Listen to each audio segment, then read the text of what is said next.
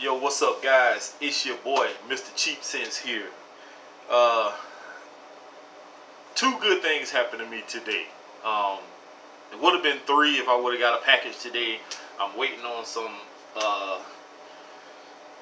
trade packages that I've made in the past couple of days, maybe a week. Granted, yesterday was a holiday, so nothing was delivered. So I went earlier to the office. Nothing was there, so I'll check back once I get ready to go to my second job. But two good things happened to me today. I got up this morning, went to work, and I actually was late as hell. I was almost an hour late. But when I got there, my head boss looked like he was in a state of panic, and he was asking, did I come to work yesterday? And I said, yeah, this was my holiday to work, because we alternate holidays. We had some disgruntled employees some years back that was always mad because the same people would always have the same holidays off, being that was the schedule that they worked. So now they have an A team and a B team, and if you're on the A team, you're off certain holidays. So if you're on the A team, let's just say you're off New Year's, and then whatever holiday comes after New Year's, you work, and then whatever comes after that holiday, you're off. So it's an alternating whatever. So I'm on the A team. So I think I was off. Whatever the last holiday was, I was off. So I had to work this one. He came around the corner and he saw me sitting there waiting for the meeting to start, and he was like, did you work yesterday? And I was like, yeah, it was my holiday. I'm on the schedule. Go look at it. It's still up there. He was like, oh my God, I'm in so much trouble. Like, I had so many floor guys come in yesterday and yada, yada, yada. And that's not my fault. My thing is, if management would get control of their employees and make them work when they're supposed to work and not let them come in whenever they feel like it. We have one co-worker, he's supposed to come in when I come in at 6. They allow this guy to come in at 3, 4 o'clock in the morning just because he says he can't sleep. He comes in at 3, 4 o'clock in the morning and leaves about 10:30, 11, 11:30, something like that. So that kind of throws a monkey wrench in things. He was here, he was at work yesterday, so he should have been able to monitor who comes in and who's not supposed to be here, send their ass home. Well, that's not what they do. People come in, they just let them hang out, whatever. But then you get on to the people like me who's supposed to be here. So I said, you know what? I don't care. I don't really want to be here today anyway. So if you want to cut costs, send me home. So I came home. So that was the first good thing. I've been here all morning. Well, one bad thing happened is I didn't know it was going to storm today. So I left my windows cracked because when I got back, it was sunny as hell, clear skies outside. I'm in here knocked out, sleep, not knowing, I'm oblivious to it was storming outside. So all 4 of my windows were cracked about that far, and all my seats wet, my floors are wet, everything in my truck. So that sucked. Second good thing that happened to me today was the fact that I wore this guy, which is from the house of Bentley. This is Bentley Momentum Intense. And this is one that's been really, really talked about, really hyped up in the fragrance community. I've actually had this for quite some time now, and I just never worn it. I never tested it. I sprayed it when I first got it, and it's one of them fragrances that I have to where I haven't done a review on a lot of stuff that I have yet. I haven't worn a lot of stuff yet. So you're whatever you guys are seeing fragrance wise on my page or on my channel, I should say, the stuff that I have worn, that's just the tip of the iceberg. There's like buku fragrances I haven't even worn yet. I just get the package in, I'll spray, do a little, first impression video, and I'll never wear them. Like, this is one of them. I've never worn this until today. So I actually had somebody ask me about this, that I wanted to trade. And I actually was about to trade it, and I told him, I said, well, I haven't tested it yet. Let me test it and see what's up.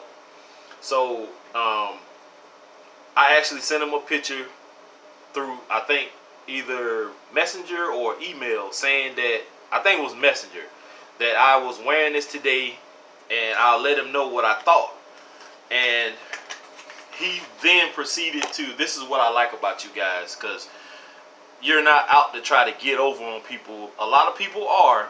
I won't lie about that. But this guy actually was like, well, it's been compared to CH Men. And I think I've smelled CH Men before in a store. I'm not totally positive.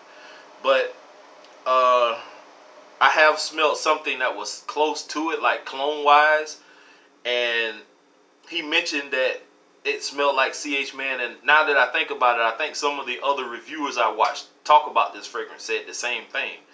And this thing is very nice. It does remind me of CH Men. I will say that, from what I can remember of it. If you like iris in fragrances, the one that gives that note that gives you either powdery vibe or the lipstick vibe, like in Dior products, this has that iris in it. Now, I can't tell you what other notes are in this, so you guys are going to have to just trust me and do your homework on this one. But it does give me that lipstick kind of vibe, and I don't mind it. And I tell you what it really reminds me of, now that I mention it.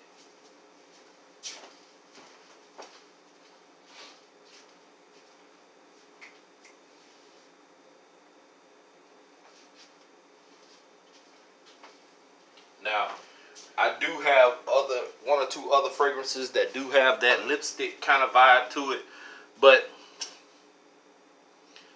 they don't smell similar, but the lipstick kind of vibe is in this one, and it is Dolce & Gabbana Pour Homme. It also has that lipstick kind of vibe to it. This is a very attractive fragrance also. I don't wear it much, only on special occasions. As you can see, I've worn it a little, but it's not often. But this is a banger. Not a projection, like beast mode projection fragrance, nothing like that. It's very subtle, soft. When you first spray this on, people are gonna notice you have it on. It dies down to a skin scent maybe within the hour and a half mark, pushing 2 hours. I know a little while ago I went to see my friend at work, and I had this on, and I guess she got a whiff of it when I walked up to her, because she, in mid-sentence, she stopped and she was looking at me like, what you got on? And I was like, why? Like, this is something I sprayed on earlier today at work, but I didn't tell her that I refreshed myself before I came to see her. So if I'm going to get those kind of reactions out of this, then this is worth keeping. And I was actually thinking about getting CH Men, but if they smell similar, then why get CH Men when I have something that already smells like it in my possession? So I think I'm going to go ahead and hold on to this one. The bottle is nice, has this plastic plaque on the front and back. The top is plastic. It does snap into place, pretty snug fit. You can see the juice level through the sides and the bottom. Sticker on it, batch code, all that good stuff. You know, pretty basic box, has that metallic type vibe to it, like a matte finish on the sides, but it's shiny on the back, mirror finish almost. It says Bentley Momentum Intense on it. This is 100 ml 3.4. This is Eau de Parfum concentration. I never realized that. Very, very, very, very nice fragrance. Sprayer is not bad. Pretty damn good. it has like a fruity type opening. I don't know what's in it. I just know that I get a lipstick kind of vibe. So there has to be iris in this somewhere.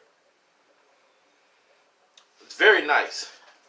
This did not really cost that much. I'm not totally sure exactly how much it was because I bought this maybe a few months back and I just never wore it. But damn good juice. So whatever other reviewers are saying about this, it is all that and then some.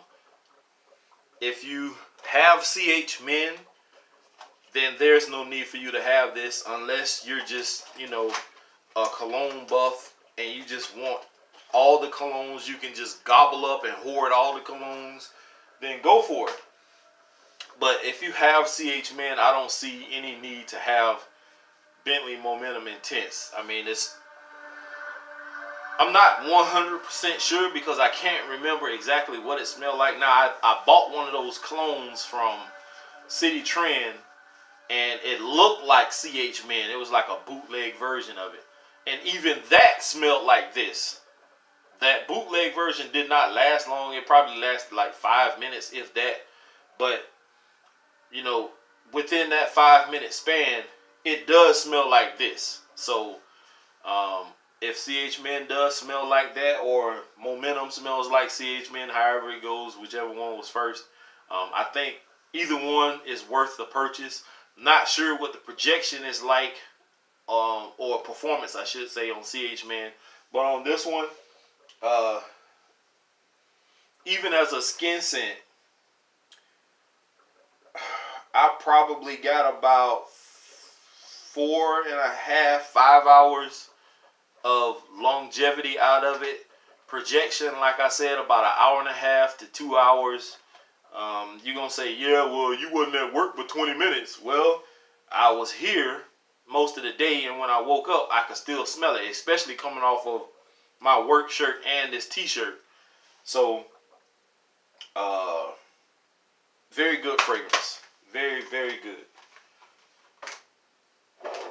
That's really all I have. One thing I do want to talk about. This whole Kawhi Leonard thing. I don't know how many of you guys are into basketball. I'm not really a basketball buff. The era that I grew up in, which was, I was born in 77, so I was, around during the Magic and Bird era, which was kind of hazy because I was still little. But the 90s, that late 80s, early 90s was really my era. The 90s, the 2000, the early to 2000s, up until now. But the era I was fond of the most was the Jordan era. And I know a lot of people say, they anyone who comes into the league or came into the league after the Jordan era, it's really not fair because most of us they hold that era to a high standard. Like the Bulls won 6 in a row, 3 separate titles, back to back. Jordan had that year off in the middle, and then he came back and they won 3 more. So he had the MVPs, he had all the accolades and all that stuff. And let me tell you, it's not fair to compare all of these people. Now, I can see the comparison between Jordan and Kobe, but the Jordan LeBron, the Kobe LeBron comparison it's really not fair. It's not fair to LeBron, and I'm not really a LeBron fan at all. I'm just put this out there. I'm not big on LeBron. I'm not big on that jumping around trying to build super team type stuff. I didn't really even like it when KD went to OKC, but I'm a KD fan, so whatever my boy do, that's what it is. But I wasn't too fond of that whole era. I'm not fond of teams stacking 3, 4, and 5 superstars on a team to try and win all the championships. Like, whatever happened to competition in the game? Like, it's not right. It's not fair to me, in my standpoint. So now he's in LA, the Lakers, with Anthony Davis, which right now I'm cool with. But them trying to recruit Kawhi Leonard to come over there to have another super team, in which I understand LeBron saying that he will step back and let Kawhi be the man, him and AD, and then whenever he decides to bow out, then it'll be Kawhi and AD's team. Doesn't matter how he worded it. If Kawhi goes to LA, it is still by default gonna be LeBron's team. That's how the media is gonna leave it. That's how LA is gonna look at it. History is gonna look at it like that. It don't matter how many championships, if they win any, if Kawhi comes to LA, it's still gonna be looked at as LeBron's team. Now, it's not gonna taint in the history books LeBron's legacy if they win championships. But from people's personal standpoint, I understand that it looks funny for LeBron to be trying to gather up all the top talent to have an advantage. It's almost like he's just trying to make the game easier for himself to be able to win championships or whatever. Kawhi has the right idea. Granted, if KD and Clay hadn't have gotten hurt in the playoffs, Toronto would not have gotten that championship. And I don't care what Toronto fans say. I don't care what anybody else says. If Clay and KD never got hurt, we wouldn't even be talking about or thinking about Kawhi Leonard right now. Hands down, they would have won the championship. OKC. Golden State. So, I also heard that who has all the power right now, and it was Damon Jones, and I can't think of the other guy's name, was on First Take, I think it was, or some show earlier today, and they were saying that Kawhi has all the power right now. Well, in this exact moment, this week, yes, he does. He got everybody. He has all these teams' balls in his hand, and nobody can make a move until he makes his first or last checkmate chess move or whatever you want to call it. But from a personal standpoint or a statistic standpoint, LeBron is the most powerful person in the NBA. Now, like I said, I'm not a LeBron fan, but right is right, wrong is wrong, fair is fair. LeBron is technically the most powerful, influential athlete in sports, period, right now. I want to go back to the whole comparison thing. Now, what's not fair to me is that when they speak of Jordan, they automatically put LeBron in that same category. And for some reason, they always leave Kobe out. Why? Because LeBron doesn't have that killer mentality like Jordan and Kobe had. In crunch time, he's not the one who's going to say, I want the ball, everybody else get the fuck out the way, I got this. Because that's what Jordan and Kobe did. They wanted the ball. I don't give a fuck who is the next superstar on the team. I don't care if we have a three-point threat that hit every three-pointer he ever threw up. I want this ball. Y'all move the fuck out the way. LeBron don't have that. I watched LeBron over the years, even when he first came into the league. And, like, in crunch time, he knows he can't shoot free throws that good. So he kind of like not drives to the basket unless he knows he can get to the basket and get an easy shot or a dunk. But he kind of shies away from it. He takes way too many three-point shots in crunch time for me. I didn't never like that thing where he backed all the way out to damn near half court and then tries to come back. Like, what the fuck you doing all that for, bro? Take your ass to you. Like, 11 feet tall, nigga. Take your ass in the paint, man, and like drive back a nigga down or some shit and try to get the foul call. He just, to me, never had that killer mentality. Which, to me, does not put him on the same level with Kobe and Jordan.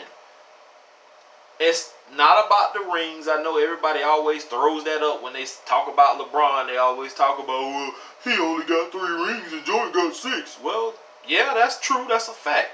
But that doesn't define who he is as a champion. Because in the history books, he's going to always be a champion, whether he had 1 championship or he have 3. He's still going to be a champion just like Kawhi Leonard. They trying to say that right now he's the best player on the planet. He's not. The only reason why people are saying that because LeBron got booted due to injury and him not having enough, you know, in LA teammate wise. They're not talking about Golden State like KD because KD was hurt. So if you had those 2 superstars still in the playoffs or had won a championship, nobody would be talking about Kawhi. What if they would have never beat Milwaukee? And Milwaukee won a championship. Then you'd be saying, what's his name?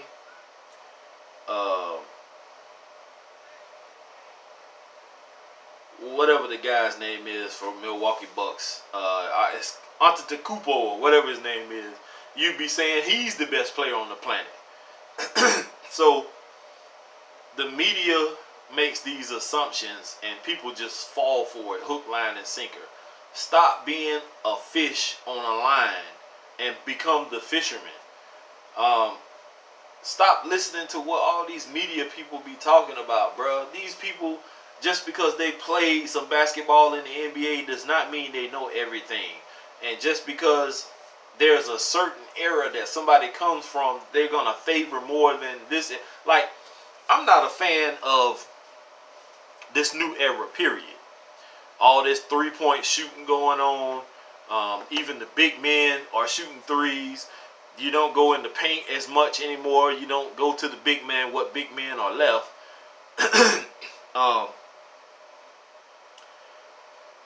The NBA wants the scores to be higher so we can get better ratings and stuff like that.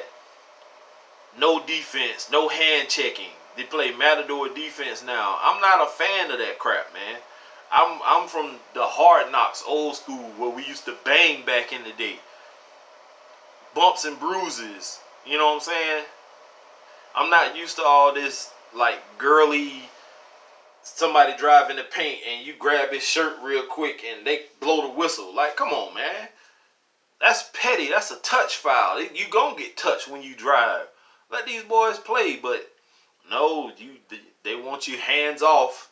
You can't touch him. If he gets too close to you and he bump into you, they're going to call the foul, so you really can't do anything about it. Like, this is sissy ball if you ask me. I don't like it. But I want things to be judged fairly. I want people to be judged fairly. And stop making these comparisons, man. Like, you cannot. Jordan and LeBron play 2 totally separate positions. Jordan was asked to be a scorer and a defensive player. He wasn't asked to facilitate, which is make passes. LeBron had to do all of that because he didn't have those other players with those attributes. He has to make people better. LeBron was asked to pass. He was asked to handle the ball. Jordan wasn't asked to do that. When Jordan was playing and it was crunch time, you know what Jordan said? Give me the fucking ball. He's going to bring it up. He's going to control the pace and the tempo. He's going to do whatever he needs to do. LeBron don't do that. And I know some people are going to look at it and look at this video and call me a liar and whatever. That's your opinion. That's just how I see it. I'm not a LeBron hater. I just don't care for the guy. Yes, he's a great humanitarian. He does a lot of good things for Akron and, whatever else he does. He speaks up when he needs to when it comes to social and economic things going on. That's cool. I understand that. Jordan didn't do that. Jordan was passive aggressive. He didn't want to deal with none of that type of stuff. But on the court, there's no comparison. So people need to stop saying who's the GOAT. LeBron is the GOAT in this era. Jordan was the GOAT in his era. Magic and Bird were the GOATs in their era. Kareem was the GOAT when he played. Like, it's eras. You can't pull from this era and try to put it in a new era because it's not gonna mesh. The rules are different now. It's like now there aren't any rules. You can't do nothing now. Like, everything is legal now. Like, or illegal, however you want to look at it. Back in the day, they used to let you bang. They used to let you, damn near get into it. You go hard every play. Nowadays, you don't have to do nothing. You dribble to half court and shoot a half court three-pointer. That's not basketball. But you can't compare the two. Like, you can't bring an old era to this era. I'm going to give you an example. They said that the Dream Team, the original first Dream Team with Jordan, all of them on there, said that Dream Team couldn't beat the USA Olympic team, which LeBron and all them guys, whatever. They looking at it as a straight up standpoint. If you pull from that era and put them guys in this era, would it work? If you pull the new era and put them in the old era, how would that play out?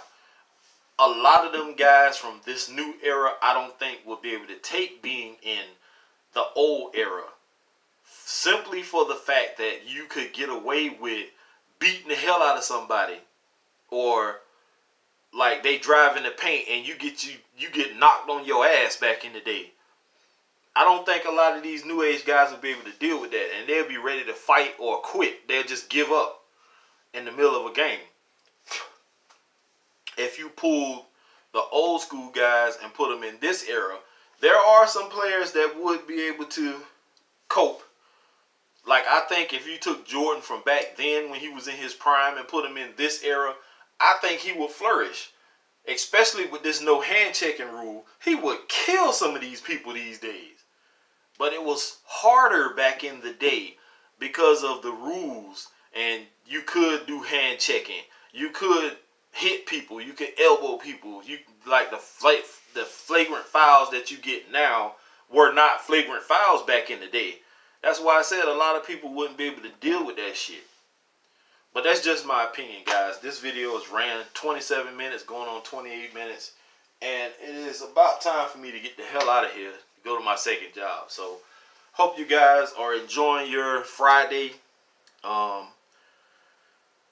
Let me know if you guys picked up any new fragrances. I'm always interested to know. And one other thing. It's really nice to talk to some of you guys. I know there are like a handful of people that text me or message me on a daily basis just to say, hey, I found, such and such today at Ross or TJ Maxx or Marshalls or whatever. You send me pictures and photos and stuff of the fragrances that you found. Keep them coming. I like that kind of stuff. Let me know what you guys are into. Now, I do get kind of pissed when I see people finding like Aqua de Parma for cheap, Creed Aventus and stuff like that in these stores, because our stores here, we only have one at each store. We got one Ross, one Bells, one TJ Maxx, and that's pretty much it. We got an Ulta, we got Belks, which is the equivalent of like Macy's and shit like that. And Bells is the equivalent to like Burks and stuff like that. But I don't find a lot of good fragrances like that around here. I mean, every now and then I might find a hidden gem. Like I found